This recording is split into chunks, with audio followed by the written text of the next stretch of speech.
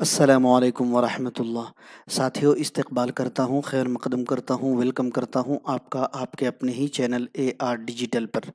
Bihar board exam 2024 सितंबर में जो exam हुआ है बिहार बोर्ड का, जी उसी के 9th क्लास के उर्दू सब्जेक्ट को लेकर के जो क्वेश्चन है उसी के आंसर को लेकर आपके सामने हाजिर हुआ हूँ।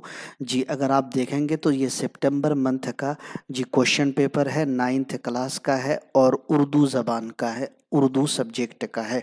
साथियों, मैंने बहुत ज़्यादा तलाश किया यूट्यूब पर, तो मुझे सितंबर मंथ का जो जो मैंने क्वेश्चन पेपर तलाश किया, तो लोग थंबनेल तो लगाए हुए हैं कि ये सितंबर मंथ का क्वेश्चन पेपर है, लेकिन जब मैंने देखा सवालात तो पता चला कि भाई ये तो सितंबर का नहीं बल्कि जून जुलाई का है। तो दोस्तों, आपको सही और ऑथेंटिक क्वेश्चन मंथली आपको AR डिजिटल के यूट्यूब चैनल पर सॉल्व करवाए जाएंगे। ऑफिशियल जो क्वेश्चन मंथली एग्ज़ाम के होते हैं, चाहे 9th की बात कर लें या फिर 10th क्लास की बात कर लें या फिर 11th क्लास की बात करें या 12th क्लास की बात करें, चारों क्लासेस के आपको क्वेश्चन पेपर हल करवाए जाएंगे, सॉल्व करवाए जाएंगे। और 9th क्लास में जो बुक चलती है उसका नाम है दरख्शां अव्वल। साथ ही साथ इसमें एक और बुक चलती है रोशनी। तो दोस्तों, इस बार दरख्शां अव्वल से 28 और रोशनी से 2 सवाल इस बार बिहार बोर्ड ने पूछे हैं।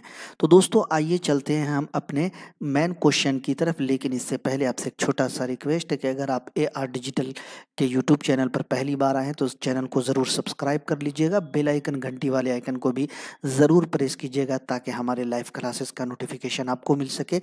इसके अलावा दोस्तों, अगर आपको हमारा ये टिक लगा हुआ PDF चाहिए तो एप्लीकेशन को डाउनलोड कर लीजिएगा, टेलीग्राम का लिंक डिस्क्रिप्शन में मिलेगा, ज्वाइन हो जाइएगा। साथियों, अगर आप देखेंगे तो हमारे पास जो क्वेश्चन पेपर है मंथली एग्ज़ाम का, थोड़ा सा मैं पेन को मोटा करता हूं। अगर देखेंगे तो क्लास 9th आपको दिख रहा है, मंथली एग्जामिनेशन सितंबर 2024, है ना। अगर देखेंगे हिंदी में तो कक्षा 9th मासिक परीक्षा सितंबर 2024 उर्दू, और उर्दू जो 9 क्लास में है उसका विषय कोड है 103। तो सारी चीज़ें आपको बताएंगे। अगर आपने भी बिहार बोर्ड का एग्ज़ाम दिया होगा, क्वेश्चन पेपर देखा होगा, तो यकीनन आपको भी आइडिया होगा कि भाई जो सवाल पूछे गए हैं वो यही सवालात थे जो पूछे गए हैं। सबसे पहले बताते हैं आपको है कि अगर दिया हुआ हिदायत है कि 1 से 30 जो सवालात हैं इसके 4 मुतबादिल यानी 4 ऑप्शन आपको दिए गए हैं, जिसमें से कोई एक सही है। आपके ज़रिया इंतखाब किए हुए जवाब को OMR शीट यानी जो आंसर कॉपी होती है उस आंसर कॉपी में सिर्फ ब्लू या ब्लैक यानी स्याह पेन से निशानदेही करना है। मतलब ये हुआ कि आपको रेड पेन नहीं चलाना है। कोई 25 सवाल का ही जवाब देना है। टोटल सवाल 30 है, लेकिन 25 सवाल का जवाब देना है। एक सवाल के 1 नंबर, तो टोटल 25 नंबर के ये क्वेश्चन पेपर है। शुरू करेंगे और आज के क्लास का आगाज़ करेंगे। 1 नंबर सवाल आपकी स्क्रीन पर। जी, सवाल क्या पूछा जा रहा है अगर आप देखेंगे दोस्तों, 1 नंबर सवाल है कि बेगम अनीस किदवाई का इंतकाल कब हुआ। सवाल नंबर 1 है। सवाल नंबर की तरफ भी आपको लिए चलते हैं।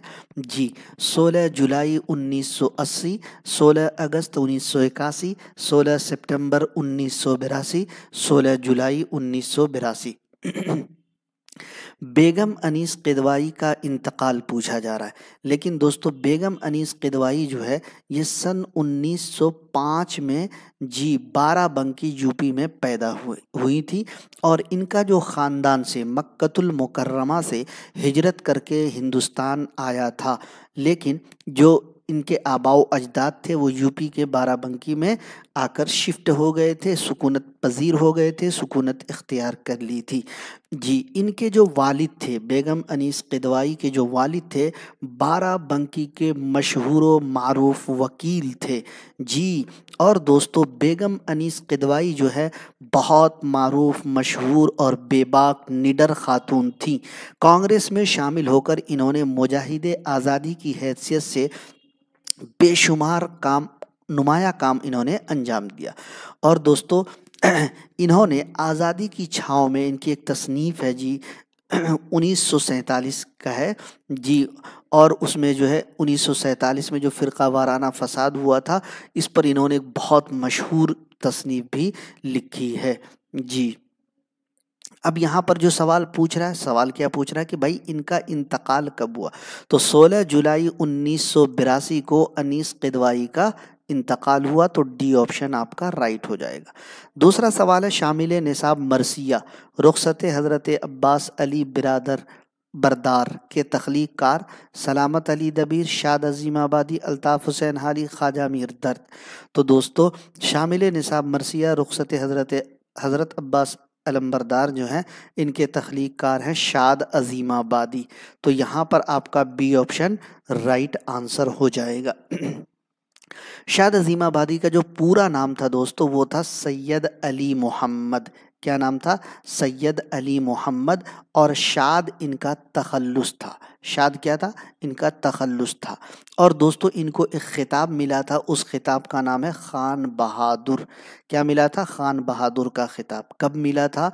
तो दोस्तों सन 1889 में। किससे मिला था? तो अंग्रेज़ हुकूमत से ये खिताब इनको मिला था जी। पैदाइश इनकी ननिहाल में 1846 में हुई जी, और इंतकाल इनका 1927 में हुआ। अब सवाल है कि भाई ये किनका है, तो ये शाद अजीमाबादी का ही है, बी ऑप्शन राइट है। तीसरा सवाल है दर्द की शायरी उर्दू के अलावा और किस ज़बान में? अरबी में, फ़ारसी में, तुर्की में, अंग्रेज़ी में। 3 नंबर सवाल, तो दर्द ख्वाजा मीर दर्द जी सूफियाना शायर हैं ये। उर्दू के अलावा इनकी जो शायरी है वो फ़ारसी ज़बान में है, तो इस सवाल का भी बी ऑप्शन राइट आंसर हो जाएगा। चौथा सवाल देखेंगे तो किस शख्स के अपनी ज़िंदगी से मुतालिक खुद लिखे हुए हालात क्या कहलाते हैं? यानी किसी शख्स के अपनी ज़िंदगी से मुतालिक खुद लिखे हुए हालात क्या कहलाता है? सफ़रनामा, डरामा, खुद नविश्त या फिर मकतूब निगारी। तो दोस्तों खुद नविश्त कहलाता है। जब आप अपनी ज़िंदगी पर कुछ लिखेंगे, खुद से लिखेंगे, तो वो खुद नविश्त कहलाएगा। क्या कहलाएगा? खुद नविश्त कहलाएगा। अगला सवाल आपकी स्क्रीन पर है, लफ्ज़ मुअतरिज़ के क्या माना है? नसीहत करने वाला, एतराज़ करने वाला, अर्ज़ करने वाला या फिर इबादत करने वाला। 5 नंबर सवाल, मुअतरिज़ का मतलब होता है दोस्तों एतराज़ करने वाला, ऑब्जेक्शन करने वाला, है ना, सवाल उठाने वाला। 6 नंबर सवाल है तालीम क़दीम व जदीद का ताल्लुक़ किस सिन्फ़ से है? अफ़साना है, नाविल है, मज़मून है या फिर सफ़रनामा है। छठा सवाल आपकी स्क्रीन पर है दोस्तों, तालीम क़दीम व जदीद ये साथियों अल्लामा शिबली नौमानी का है। किनका है? अल्लामा शिबली नौमानी का है। और क्या है मालूम है? तो दोस्तों ये है मज़मून। तो यहाँ पर आपका सी ऑप्शन राइट आंसर हो जाएगा। अल्लामा शिबली नौमानी का मज़मून है। और अल्लामा शिबली नौमानी जो है दोस्तों आज़मगढ़ में सन 1857 में पैदा हुए थे। कौन? अल्लामा शिबली नौमानी।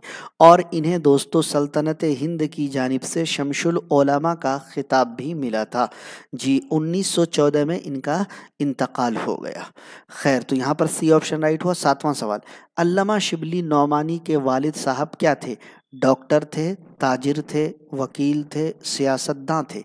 तो अल्लामा शिबली नौमानी के जो वालिद साहब थे उनका नाम था मौलवी हबीब। लिख देता हूँ यहाँ पर ताकि मैं जब ये PDF आपको दूँ तो आप वहाँ पर इसको देख करके प्रैक्टिस कर सकें और अपने मुस्तकबिल को जी मुस्तकबिल में जो है उर्दू को आप क्या कर सकते हैं, उर्दू से आगे बढ़ सकते हैं, उर्दू से टीचर बन सकते हैं, उर्दू से आप B.Ed, CTET, BPSC वगैरह करके टीचर बनने का अपना ख्वाब पूरा कर सकते हैं। अल्लामा शिबली नौमानी के जो वालिद साहब थे वो आज़मगढ़ के, कहाँ के? आज़मगढ़ के मशहूर वकील थे। क्या थे?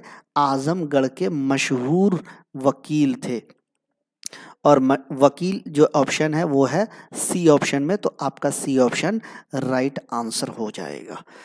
8वां सवाल आपकी स्क्रीन पर, आप लोग कमेंट करके बताइएगा क्या ये सितंबर का क्वेश्चन है कि या नहीं है। गौर कीजिएगा, बताइएगा। बेगम अनीस किदवाई की आखिरी और चौथी किताब कौन है?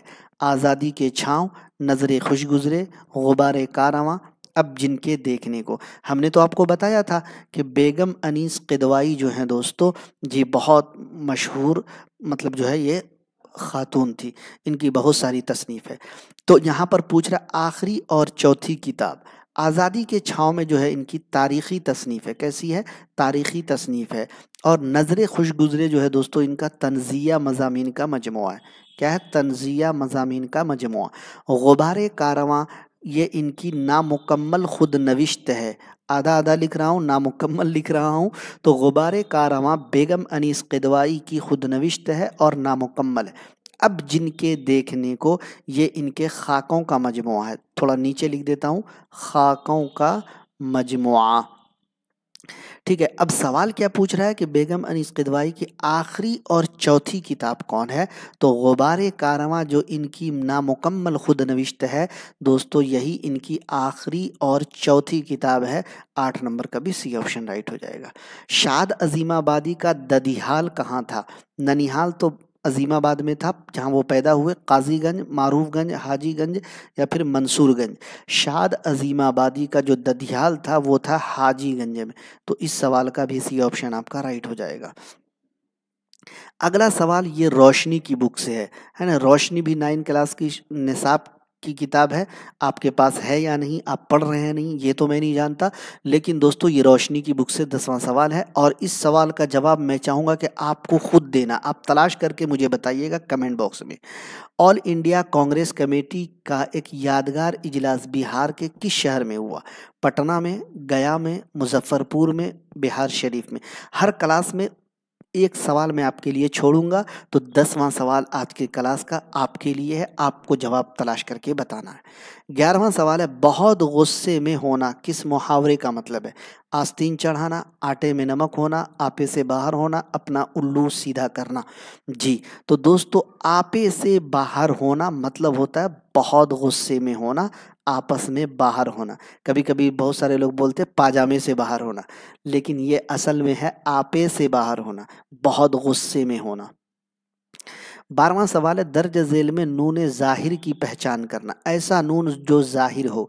तो यहाँ ये नून तो ज़ाहिर नहीं बल्कि नून गुन्ना है, और जहाँ ये भी नून गुन्ना है, और जंग का जो नून है ये भी गुन्ना है, और नून ज़ाहिर पूछा जा रहा है तो कान का जो नून है ये है नून ज़ाहिर। तो हमारा क्या हो जाएगा? हमारा हो जाएगा B option is the right answer. अगला सवाल, अर्ज का हमसौत लफ्ज़ क्या है? हमसौत का मतलब होता है सेम आवाज़ वाला। हम आवाज़, हम सौत, सौत का मतलब होता है आवाज़। अगर इस माने को आप समझ लेंगे ना, सवाल के जो अल्फाज हैं उसके माने को, मीनिंग को समझ लेंगे, तो फिर आपको क्या हो जाएगा? सवाल को समझना आपके लिए आसान हो। सेम साउंड, जी, सेम साउंड वाला जो लफ्ज़ है उसको हम सौत बोला जाता है। तो अर्ज का हम सौत कर्ज होगा, अर्ज होगा, फर्ज होगा, मर्ज होगा। तो ये तो आप बखूबी जानते हैं कि अर्ज और अर्ज दोनों हम साउंड है, हम सौत है, सेम आवाज़ निकल रही। एक अलिफ से अर्ज है और दूसरा ऐन से अर्ज है। दर्ज झेल में साबका की तलाश कीजिए। देखिए साबका और लाहिका के बारे में मैंने आपको डिटेल में पिछली क्लास में, आई थिंक 9th का क्वेश्चन था, उसमें मैंने बताया था, सितंबर का एग्जाम था। देखिए साबका होता है पहले आने वाला। जी, साबिक का मतलब होता है पुराना यानी पहले आने वाला, और लाहिक का मतलब होता है बाद में आने वाला, बाद में मिलने वाला, लाहिका कहलाता है। अब तो इतना समझ गए आप मीनिंग। लेकिन बामाना लफ्ज़ से पहले अगर कोई लफ्ज़ मिले, जैसे ये बामाना एक लफ्ज़ है, इसके शुरू में अगर कोई वर्ड मिलता है तो साबका हो जाएगा। अगर बामाना एक लफ्ज़ है और उसके आखिर में कोई वर्ड मिल रहा है तो ये हो जाएगा आपको लाहिका। आसानी से समझिए। देखिए अगर आप देखेंगे दोस्तों, हमको क्या पूछा जा रहा है? पूछा जा रहा है कब्रिस्तान। क्या पूछा जा रहा है? कब्रिस्तान। कब्र बामाना है, स्थान बाद में लग रहा है, तो ये आपका हो जाएगा लाहिका। इसी तरीके से ईद बामाना है, गाह उसके आखिर में लग रहा है, तो ये भी हो जाएगा लाहिका क्योंकि बाद में आ रहा है। दौलतमंद, दौलत बामाना है, मंद उसके आखिर में लग रहा है, इस वजह से ये भी हो जाएगा लाहिका। जबकि हासिल बामाना है, ला उसके शुरू में लग रहा है, इस वजह से ये होगा साबका। और हमको पूछा क्या जा रहा है? साबका की तलाश। तो ला हासिल साबका वर्ड है, तो डी ऑप्शन आपका राइट आंसर हो जाए। ये पीडीएफ सेम टिक वाला मैं आपको दूंगा, आप इसको ऐसे ही प्रैक्टिस कीजिएगा, लेकिन ये हमारे एप्लीकेशन पे मिलेगा। मजमून, किदवाई ख़ानदान के तख्लीक़ कार कौन है, यानी मुसन्निफ़ कौन है? किदवाई ख़ानदान को किसने लिखा? इस्मत चौथाई, शकीला अख्तर, नुसरत खानम, बेगम अनीस किदवाई। 15वां सवाल आपकी स्क्रीन पर। तो किदवाई ख़ानदान जो है ये बेगम अनीस किदवाई का लिखा हुआ मजमून है, तो 15 नंबर का डी ऑप्शन राइट हो जाएगा। 16 नंबर सवाल है कि जिस मजमून में मजमून निगार ज़रीफ़ाना रुख इख्तियार करे उसे किस तरह का मजमून कहा जाएगा? तनकीदी मजमून, इल्मी मजमून, साइंसी मजमून या फिर ज़रीफ़ाना मजमून। तो दोस्तों जाहिर सी बात है कि ज़रीफ़ाना रुख इख्तियार करेगा तो ज़रीफ़ाना मजमून हो जाएगा, इसमें तो कोई शक की गुंजाइश ही नहीं है।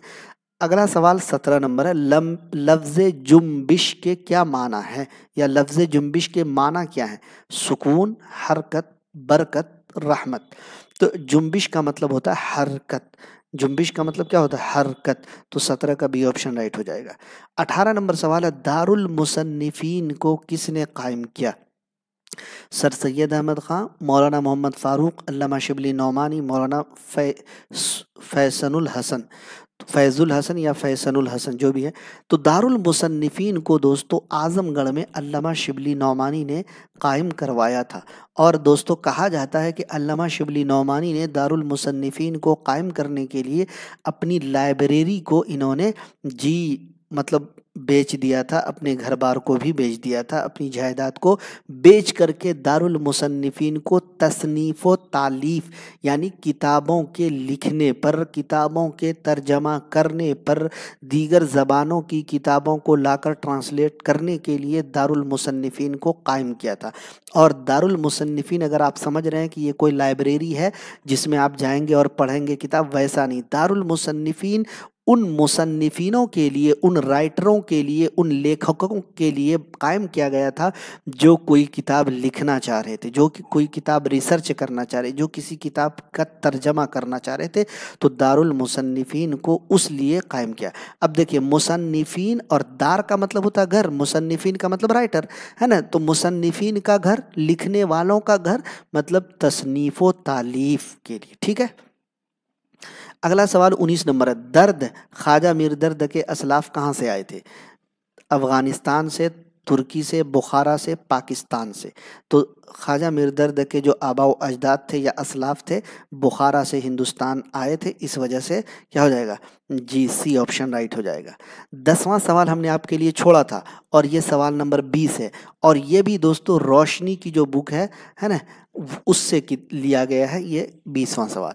हंटर कमीशन की रिपोर्ट कब शाये हुई? 1917, 1918, 1919, 1920। 20वां सवाल है दोस्तों। और दोस्तों रोशनी की जो बुक है, अगर आप उसमें तहरीक अदम ताउन, क्या दोस्तों? तहरीक अदम ताउन अगर आप तलाश करेंगे तो तहरीक अदम ताउन में हंटर कमीशन की जो रिपोर्ट है इसके बारे में मुकम्मल तफसीलात से बयान की गई हैं। और हंटर कमीशन की जो रिपोर्ट है दोस्तों वो हुई थी 1920 यानी 27 मई 1920। 27 मई 1920 को हंटर कमीशन की जो रिपोर्ट है वो पेश की गई थी। तो इस वजह से इस सवाल का डी ऑप्शन राइट हो जाएगा। 21वां सवाल है, शाद अजीम आबादी को 1889 में ब्रिटिश गवर्नमेंट ने किस खिताब से नवाजा? जंग बहादुर, शमशुल उलमा, नजमुद्दौला, खान बहादुर। हमने तो आपको बताया था, शाद अजीम आबादी का जब ददिहाल पूछा गया था वहाँ तो हमने आपको बताया था कि शाद अजीम आबादी को ब्रिटिश गवर्नमेंट ने, अंग्रेज़ी हुकूमत ने सन 1889 में खान बहादुर के खिताब से नवाजा था। जी, कि कब नवाजा था? 1889 में शाद अजीम आबादी को जी नवाजा गया था। किस खिताब से? तो खान बहादुर के खिताब से। अगला सवाल है, किसी काम करने का असर जिस पर पड़ेगा उसको क्या कहेंगे? फेल कहेंगे, फाइल कहेंगे, मफूल कहेंगे या फिर मौसूफ कहेंगे? 22वां सवाल आपकी स्क्रीन पर है, किसी काम करने का असर जिस पर पड़े। जी, किसी काम करने का जो असर है वो जिस पर पड़े, तो यहाँ पर जो है आपका जवाब क्या है? जी, किसी काम करने का असर जिस पर पड़े, तो वो क्या होगा? मफऊल होगा या फाइल होगा? किसी काम करने का असर जिस पर पड़ेगा जी वो मफऊल हो जाएगा। क्या हो जाएगा? मफऊल हो जाएगा।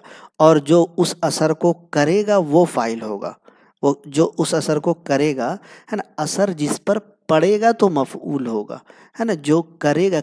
मान लीजिए कि जैद ने हामिद को मारा, है ना, तो जैद ने हामिद को मारा, मारने का असर हामिद पर पड़ रहा है, हामिद मफऊल हो जाएगा, और जैद असर दे रहा है तो असर देने वाला, करने वाला फाइल हो जाएगा, और जिस पर किया जाएगा काम वो मफऊल हो। तो इस सवाल का सी ऑप्शन राइट होगा। लफ्ज़ सालेह की जमा क्या होगी? इस्लाह, असलहा, सवाले, सालेहीन। 23 नंबर सवाल आपकी स्क्रीन पर है। लफ्ज़ सालेह की जमा क्या होगी?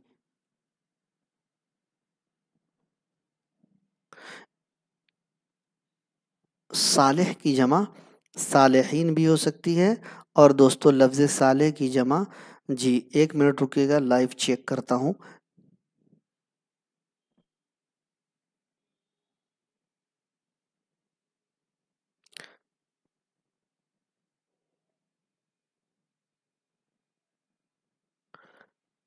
सालेह की जो जमा आएगी दोस्तों,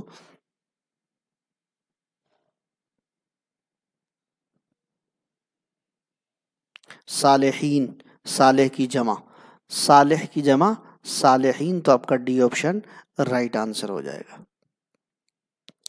सालेह की जमा सालेहीन। अगला सवाल की तरफ बढ़ेंगे। अगला सवाल, आज अपने घर ना जाना, इस जुमले में किस किस्म का फ़ेल इस्तेमाल हुआ है? अम्र, नहीं, मुतलक, मुजारे। आज अपने घर ना जाना, 24 नंबर सवाल आपकी स्क्रीन पर है। तो दोस्तों घर न जाना अम्र तो नहीं है, मुतलक भी नहीं है, मुजारे भी नहीं है, बल्कि नहीं है। बी ऑप्शन राइट हो जाएगा। 25वां सवाल है, दर्ज झेल में कौन खुद नविश्त सवाने उमरी है?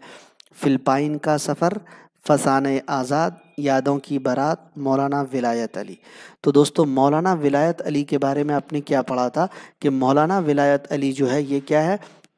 जी ये खाका है, और ये खाका क्या है? माखूज है, ठीक है। यादों की बारात, जी यही है खुद नविश्त सवाने। यादों की बारात दर्ज झेल में कौन खुद नविश्त सवाने हैं? तो दोस्तों यादों की बारात जो है जोश मलिहाबादी की खुद नविश्त सवाने है। फिलिपाइन का सफ़र जो है ये सफ़रनामा है। जी फसाने आज़ाद, जी रतन नाथ सरशार का नाविल है। 26 नंबर है, दर्द का ताल्लुक तसव्वुफ के किस सिलसिले से था? फिरदौसिया, चिश्तिया, नक्शबंदिया, इनमें से कोई नहीं। तो नक्शिया सिलसिले से था ख्वाजा मीर दर्द का ताल्लुक। बेगम अनीस किदवाई की तख्लीक आज़ादी के छाँव में किस तरह की तसनीफ़ है? हमने तो शुरू में ही बताया था कि दोस्तों ये तारीख़ी तसनीफ़ है। अगला सवाल है, अल्लामा शिबली नौमानी कहाँ पैदा हुए? तो हमने आपको बताया था कि अल्लामा शिबली नौमानी की पैदाइश आज़मगढ़ में, अल्लामा शिबली नौमानी की पैदाइश आज़मगढ़ में, और कब हुई दोस्तों? जी सन 1857, जब गदर का वाक़या हुआ था 1857 में अल्लामा शिबली नौमानी की पैदाइश हुई थी। अगला सवाल 29 नंबर है, मैं अपने गांव जाऊंगा, ये कौन सा ज़माना है? तो जाऊंगा मतलब फ़ेले मुस्तक़बिल हो जाएगा। 30वां सवाल, दर्द के वालिद का नाम? ख्वाजा मोहम्मद नाजिम, ख्वाजा मोहम्मद नासिर, ख्वाजा मोहम्मद बाकर, ख्वाजा मोहम्मद जाकिर। जी ये आज के क्लास का आखिरी सवाल है। तो ख्वाजा मीर दर्द के जो वालिद थे इनका नाम था ख्वाजा मोहम्मद नासिर। 20वां सवाल, 30वां सवाल का बी ऑप्शन राइट आंसर हो जाएगा। तो दोस्तों ये थे 9th क्लास सितंबर मंथ में पूछे गए बिहार बोर्ड मंथली एग्जाम के क्वेश्चन। जी क्लास 9th, जी मंथ जो है आपको सितंबर, जैसा कि मैं बता रहा हूँ आपको मैंने दिखाया भी है। जी इसी तरीके से इंशाल्लाह अब अगले मंथ से जो भी क्वेश्चन पेपर आपके लिए आएगा उसको मैं हल कराऊंगा, सॉल्व कराऊंगा, और इंशाल्लाह ऑथेंटिक जानकारी दूंगा। और अगर आप चाहते हैं कि आप उर्दू में आगे बढ़ें, उर्दू में नुमाया मकाम हासिल करें, उर्दू में टीचर बने, उर्दू से आप कामयाब हों, और आपके गांव में उर्दू के कोई भी टीचर नहीं मिल रहे हैं, तो घबराने फ़िक्रमंद होने की ज़रूरत नहीं है। हमारा कॉन्टैक्ट नंबर आपकी स्क्रीन पर आ रहा होगा। जी 7008 72 348 इस नंबर पे आप कांटेक्ट कीजिएगा। मुकम्मल आपकी रहनुमाई की जाएगी और साथियों आपको हम ये जो पीडीएफ है फ्री ऑफ कॉस्ट शेयर भी करेंगे एप्लीकेशन पे। तो एप्लीकेशन का लिंक डिस्क्रिप्शन में मिलेगा, ज़रूर डाउनलोड कर लीजिए। टेलीग्राम का भी लिंक मिलेगा, ज़रूर शामिल हो जाइए। और AR डिजिटल के यूट्यूब चैनल पर देख रहे हैं तो सब्सक्राइब करके बेल आइकन को ज़रूर दबाइएगा, ताकि जैसे ही वीडियो आपको मिले आप उसको देख पाएँ।